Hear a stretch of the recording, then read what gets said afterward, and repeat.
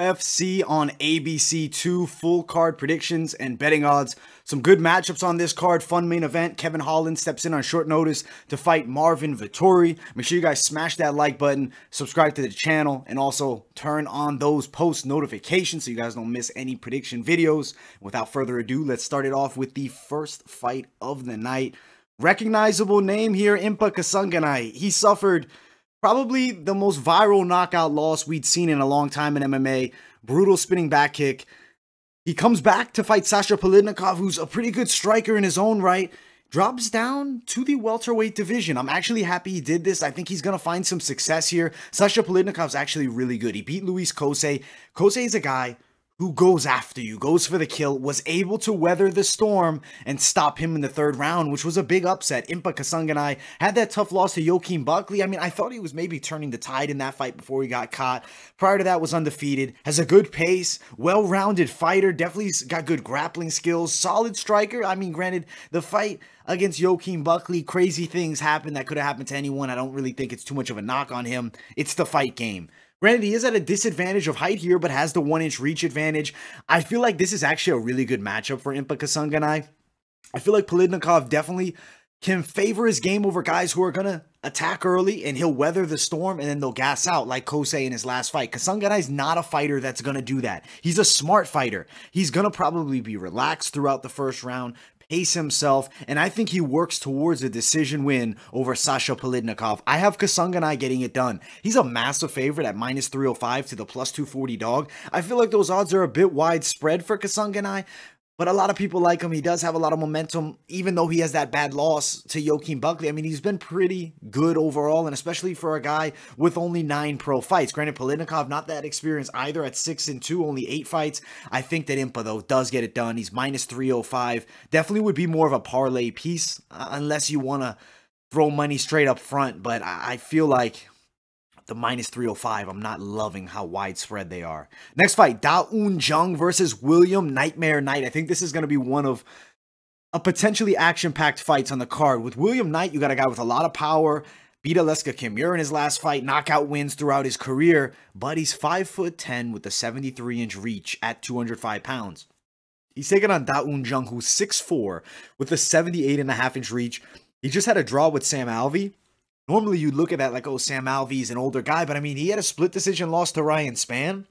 Sam Alvey's pretty good. He was on a tough losing streak, but at the end of the day, gave Unjung a very difficult test, got the draw there. William Knight, I feel like, has a lot of tools, but I think he'd be best suited for 185. He's going to be seriously outsized. 6-inch height advantage, 78.5-inch reach to 73. From the outside, Unjung is going to be able to do work. I feel like he beats William Knight. I don't know if he gets the stoppage because I think Knight does take a fairly good shot. I could see a decision win for Unjung.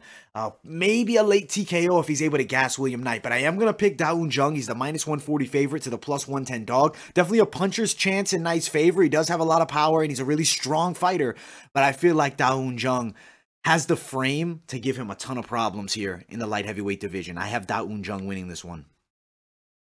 Next fight of the night, Luis Saldana versus Jordan Griffin.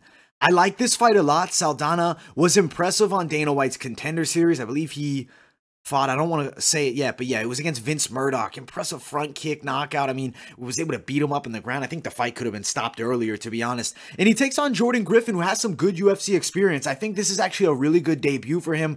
Griffin coming off a decision loss to Yusuf Zalal. Does have a win in the octagon, but has faced some defeats as well. You can't really count Griffin out. He's shown durability. As I mentioned, I mean, he has wins in the UFC, reach advantage here. I think he's going to give Luis Saldana a very difficult fight. Jordan Griffin is pretty good overall. I do think Saldana is definitely faster. I just feel like Jordan Griffin at plus 115, there's a lot of value in this underdog here. He's got a good amount of experience. It's a tricky fight to pick. Saldana's a guy that does get finishes. You look at his last 4, all finish wins. Granted, he has the gas tank that he can go the distance. I don't think he's a fighter that's going to gas out. You look at Jordan Griffin, though. Look at his recent losses. Chas Skelly, Dan Ige, Yusuf Zalal, solid names in the UFC. Decision losses. He's a durable guy. He's also a Dana White's Contender Series veteran. I really have a feeling that we're going to see Jordan Griffin beat Luis Saldana here at the plus 115. I like him a lot. He trains at a good team at Rufus Sport. I am riding Jordan Griffin to upset Luis Saldana. If it went the other way and Saldana won it, I wouldn't be shocked, but UFC debut against a guy with a ton of experience, it's going to be a hard test. I think Saldana is very skilled and he's live. Absolutely. It's a competitive fight, but I'm going to give it to the underdog here at the plus 115. The odds are just too good, and I think that he has the skill set where he could beat Luis Saldana, possibly by a decision or a submission here. The next fight of the night, Jack Shore and Hunter Azure. Azure is pretty good wrestling, man. He's good on the ground. The thing is, Jack Shore's an amazing grappler, has good takedowns himself, but I don't think he's going to really be able to walk through Hunter Azure. I think this is actually a pretty difficult matchup. A guy with good takedown defense, good offensive wrestling. The thing is, Azure can be put out. We saw him beat up against Brian Kelleher in a fight that he was doing well in the first round. Jack Shore is unbeaten at 13-0. Hunter Azure is a very skilled 9-1 fighter, beat Brad Katona. We'll quickly look at who the last fight was against. Off the top of my head, I can't remember, but I know it was a pretty good performance. He was able to beat Cole Smith by a decision there. Jack Shore's a beast. He's a Cage Warriors champ. He's got a ton of hype. He's definitely one of the hottest prospects we've seen coming from Cage Warriors. He's out of Wales. He beat Aaron Phillips in that fight. Also beat Nolan Hernandez. Cage Warriors, a ton of wins there. I mean, being 13-0 is very impressive. 2-0 in the UFC. His first legitimate test. Close odds, I do agree with the odds being this close, but I do think Jack Shore is the better striker of the two. Azure a bit square at times. I don't think he has that much power. I feel like Jack Shore takes it, but I think it's a difficult fight. I could see Jack Shore getting a stoppage, but less likely. Maybe a TKO late in the second or in the third round or a decision. I like Jack Shore at the minus 150 here. I don't think he's the safest pick of the night, but I do think he does get it done. I am going to ride Jack Shore to beat Hunter Azure by late TKO or decision here. Azure is definitely game, and he's going to pose a good test for Jack Shore at this point of his career. Jorgen De Castro, Jairus Danho. I don't really love this fight for a couple of reasons. Jorgen De Castro has not looked good as of late. Not really throwing a ton of punches. Jairus Danho, he's going to make it entertaining, but he has not fought since 2016. And now it's 2021. That's nearly 5 years. That's about 4.5 years out of competition. He lost to Daniel Milchek before. He drawed with Christian Colombo, rather. Doesn't have a ton of pro experience. He's 37 years old with a 5-1-1 record. He's taken on Jorgen De Castro, big puncher, 6-2, striking experience as a professional. He's a good striker. He's got power. I feel like Jorgen De Castro really should win this fight, but I haven't been liking how he's looking. I don't have enough faith in the man mountain Jairus Danho, though. He's 6'3" with a 75.5-inch reach. 6 foot with a 74. The reach is not substantially different. I don't think he has the grappling game where he's going to be able to take Jorgen De Castro down and control him. As far as striking goes, Danho gets sloppy. I think we actually see De Castro bounce back, knockout. I think he can do it in the second round over Jairus Danho here. I'm going to ride Jorgen De Castro. I mean, it's just hard to pick a guy that hasn't fought in almost 5 years, hasn't had great results in the UFC, and is a slower, plodding heavyweight. I think Jorgen De Castro can really knock him out here. Could see a boring fight. It definitely is possible to see a boring decision. But I think De Castro, I don't like it at minus 300 to the plus 230. Skip the bet on De Castro. He's let me down in the past with betting. He's had fights where you're expecting him to go out and look amazing after his great UFC debut, and he's under-delivered. I think he beats the man mountain, Jairus Danho, but I don't think he's a safe enough pick that I'd really want to throw money down. And I wouldn't even recommend a parlay piece on him. If you really have to bet on him, but at minus 300, I don't like it. It's too risky because he underperforms. John Medeski, who's been around for so long, still going at it at 35 years of age. He's fighting a 23-year-old Ignacio Mendez. I like Ignacio a lot. You look at his fight on Dana White's Contender Series, showed some really good striking, good range management. He's 6'3". I believe this fight's at lightweight, so he's a huge lightweight. His height advantage is really substantial here. Only 5'8" is John Medeski. Also brings in a solid 7.5-inch reach advantage. Medeski's a striker, and he's a good striker. Thai style, he trains at a good team over at TriStar, but at 35, I don't think he beats this young prospect. I like Ignacio. Ignacio should win. He's representing Chile. He's from Miami, Florida. I like his style. He's fun to watch. He's a good striker. He's a dynamic striker. I think he beats Medeski. It's going to be tricky to finish him because, I mean, if you look at Medeski, I mean, not an easy guy to put away. Went the distance with Francisco Trinaldo. Had a quiet 3-fight win streak built up over the course of 3 years.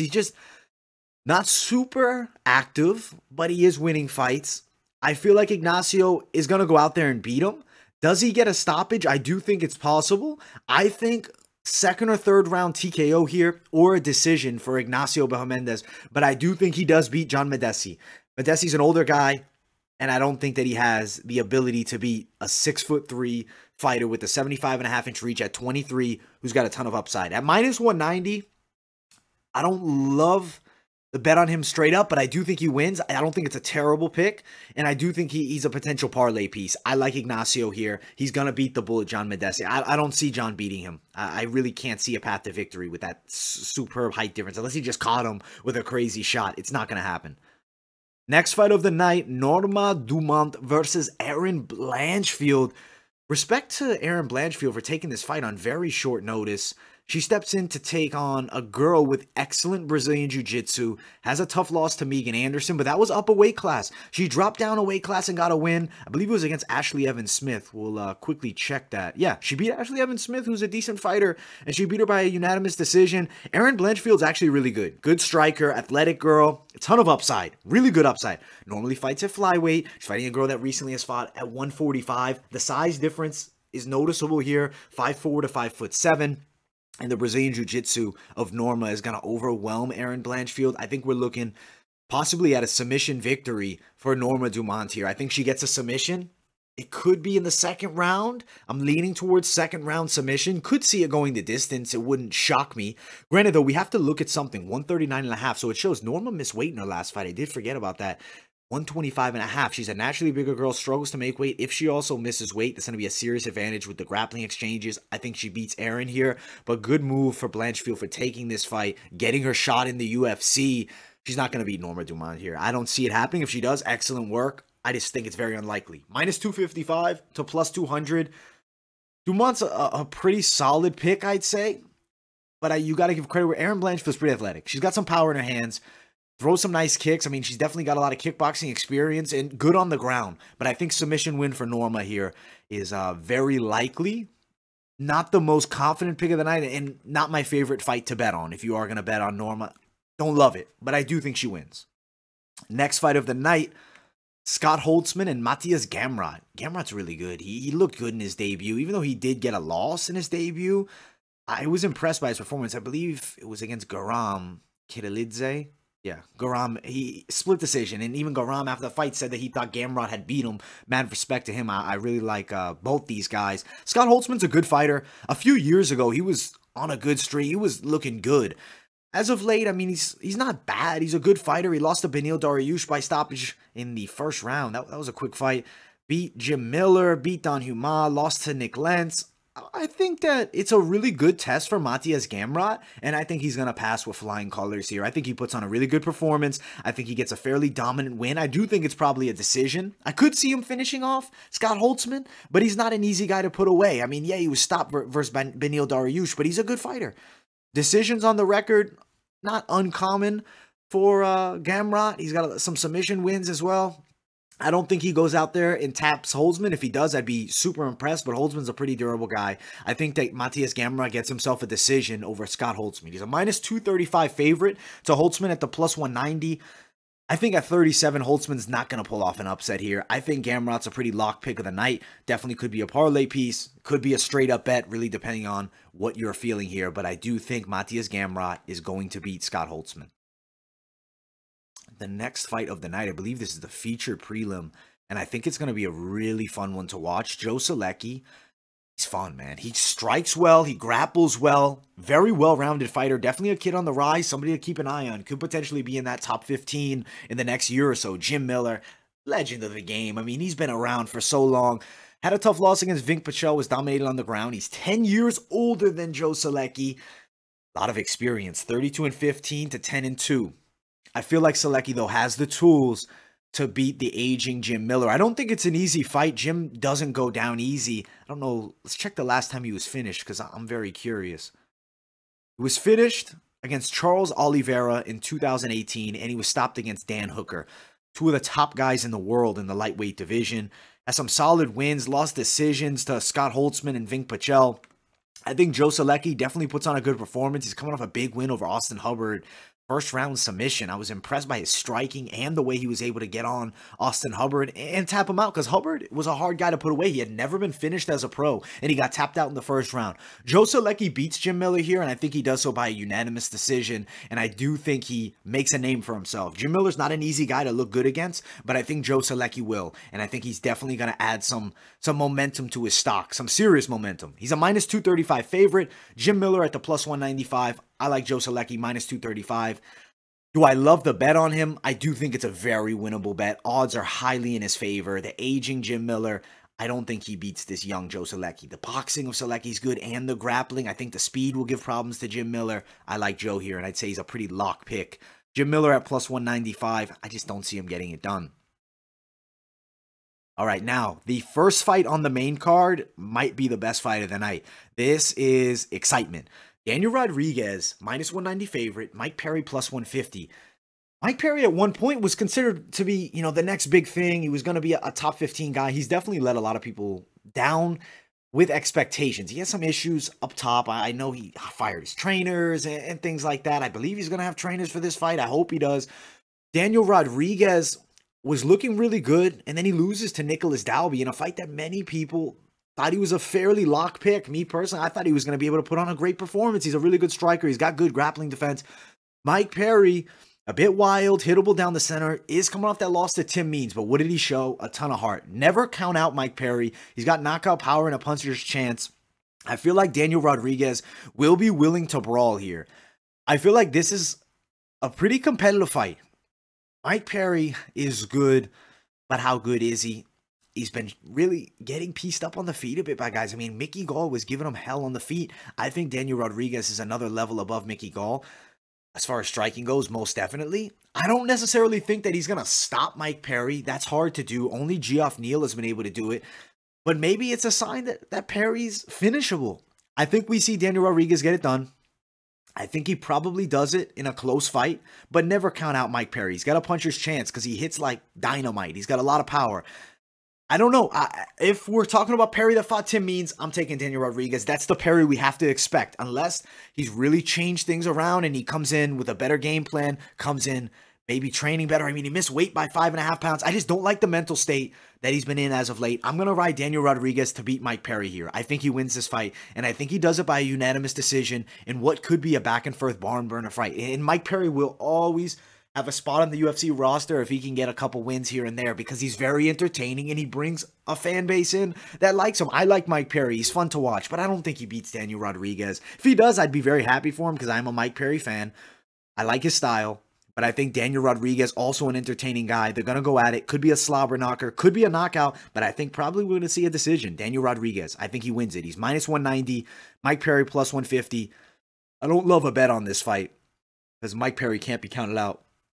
Don't love a bet, but at minus 190, I think fairly valuable. I wish it was more like minus 175 even, maybe minus 150. But I think Rodriguez, he gets it done, and he's a fairly safe pick of the night. But Mike Perry, as I mentioned, puncher's chance. If anybody has one, Mike Perry does. He's a beast. Nina Ansarov versus Mackenzie Dern. I don't know if her name is Nina Nunes now or not. I wonder. I guess we'll see if they announce it as that. But as of right now, Tapology has her Nina Ansarov takes on Mackenzie Dern, an elite-level jiu-jitsu competitor. Nina Ansarov is not an elite-level jiu-jitsu girl, but she has good BJJ. She's really good with the kickboxing. She's been out since she had her child for about 2 years. Lost a really difficult fight to Tatiana Suarez, but I believe Suarez is the girl to watch out for in that women's strawweight division. She just hasn't gotten her chance. Injuries have held her back. She hasn't fought since that fight with Nina. When she does, keep an eye on her. Mackenzie Dern's really good with her jiu-jitsu. Okay striker, very hittable down the center line, leaves her head a little stiff. If she can get Nina Ansarov to the ground and potentially get her back early while she's dry, I could definitely see Mackenzie Dern getting a submission. The likelihood of that, in my opinion, Nina Ansarov trains, her wife is the best female fighter ever.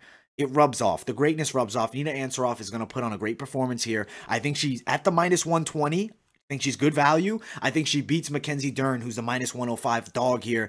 I feel like Nina Ansarov by a unanimous decision. I feel like Dern is going to struggle to get her to the ground. And if they do get to the ground, I feel like Nina has the tools to get back up. And if you look at Nina's history, some of the best takedown defense in the women's strawweight division.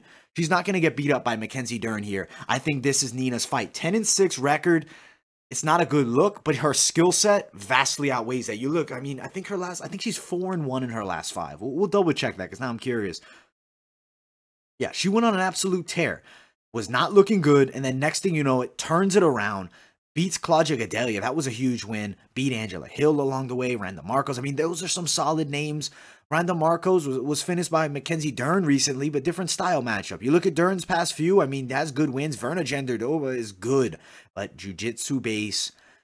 I feel like striker versus grappler here, but I think that the striker has the competent takedown defense to deal with Mackenzie Dern. She doesn't have the wrestling of Tatiana Suarez. She's not going to be able to control Nina Ansarov all night. She may have a few moments that she has a chance, especially when they're dry, to get a submission, but I don't think she pulls it off. Nina Ansarov gets a win by unanimous decision. I like her at that -120. Nina Ansarov, I'm a fan of her. I'm a big fan of Nunes. Both of them really cool people, and I think excellent fighters, and I think she puts on a great performance against Mackenzie Dern.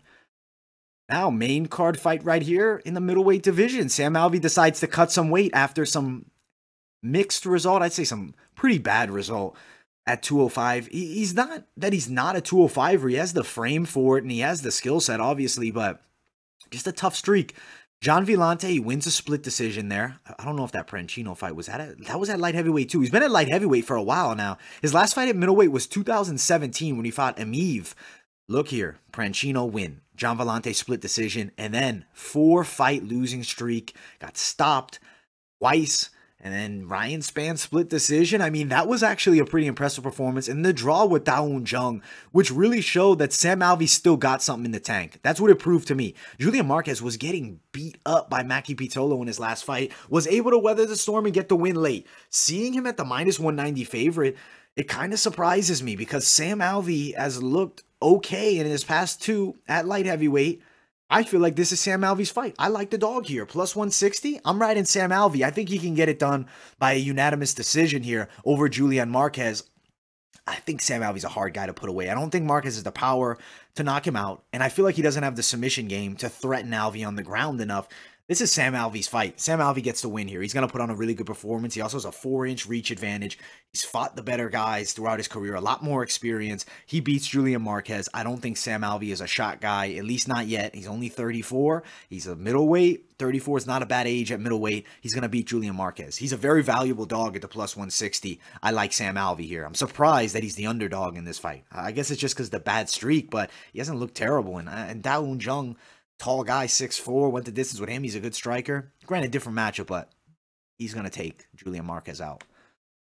Halishkab Kriviev versus Kyle Dawkins. I'm going to call him Ali. A difficult name to pronounce. Should be a really good fight, though. It's a tricky matchup. Very good grappling skills. Obviously, when you have these Dagestanis, they're monsters on the ground, and we've seen Ali do work. Let's look at his last fight. He beat Henrique Shingamonto on the Contender Series in 50 seconds. Prior to that, stops Pujols in 58 seconds. That is impressive. Kyle Dawkins, though, is a very good fighter. His brother is one of the top 15, top 10 heavyweights on the planet. He's an excellent Brazilian Jiu-Jitsu practitioner. Beat Dustin Stolfatz, who's a very hot prospect. Brendan Allen and him had a competitive fight. He did lose moments of that fight on the ground, and that really is why my confidence leans towards Ali. I think Dawkins has enough skill set on the feet to give problems to Ali, but I think you're going to see chain wrestling, maybe work against the cage. That Dagestani handcuff may have to be put into play. I think that we see a fairly competitive fight. The jiu-jitsu of Dawkins is excellent, but I feel like Ali is just going to be it's too much, man. That pressure is dangerous. If he could finish Kyle Dawkins, that is very impressive, but I don't think that's easy to do. Dawkins is very skilled. I like Ali. He's a -125 favorite. Not bad odds for him. I think he gets a unanimous decision over Kyle Dawkins. I think the only way Dawkins beats him, if he was able to get a submission off early, maybe a triangle choke in that first round, that would be my pick for Dawkins, but I don't see it. I think Ali beats him by a unanimous decision. I think he shows really good control, and he beats Kyle Dawkins, which, that's a good win, man. The only thing that does worry me is that he's only 5'9", and in the grappling exchanges, if he gets into Kyle Dawkins' guard at 6'3", he's got some long legs. Triangles, Nurmagomedovs have lost the triangles. Not Khabib, but some other ones. Ali, he could be caught in a triangle here. That's really my main concern, but I do think he's going to beat Kyle Dawkins here by a unanimous decision, and I do think it is a competitive fight. Both guys very skilled. 10-1 versus 13-0. I think this is an excellent matchup. The co-main event. I like this co-main event a lot.